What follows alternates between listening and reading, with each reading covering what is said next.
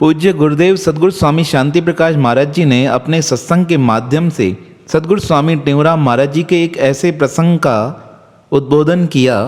कहने लगे, हमें सद्गुरु महाराज जी के साथ सिंध यात्रा पर जाने का सौभाग्य प्राप्त हुआ। हम किसी गांव में पहुंचे। वह गांव बिल्कुल दरिया किनारे के बहुत नज़दीक था।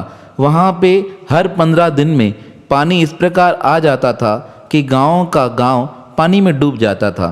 स्वामी जी के पास वह भक्त आए। तब स्वामी जी उन्हें कहने लगे, तुम इस गांव को छोड़ क्यों नहीं देते? तब वह कहने लगे, महाराज जी, हम यह गांव छोड़कर नहीं जा सकते हैं, क्योंकि यहाँ पर कुछ चीज़ें हमें इस प्रकार प्राप्त होती हैं कि उन्हें बेचकर हमारा गुजारा हो जाता है। तब गुरु महाराज जी ने उनसे कहा, यह तो तुम दूसरे स्थान पर रहकर कभी कभी आकर भी कर सकते हो। तब वह कहने लगे, महाराज जी, यहाँ तक आना भी कठिन है। स्वामी जी ने उन्हें समझाया, कब तक यहाँ रहोगे? ऐसे रहते रहते हो सकता है तुम्हें नुकसान पहुँच सकता है। तब वह गांव वाले कहने लगे, महाराज जी, अब जैसी आप आज्ञा करें हम उसे मानने को तैयार हैं। तब स्वामी जी थोड़ी देर मौन हो गए और 5-10 मिनट बाद स्वामी जी ने उनसे कहा, यह 1 माह आप यहाँ व्यतीत कीजिए। उसके बाद इस स्थान को छोड़कर आपको चाहिए तो आप टंडे आदम आ जाइएगा, हम आपकी व्यवस्था कर देंगे। तब गांव में कुछ ही घर थे।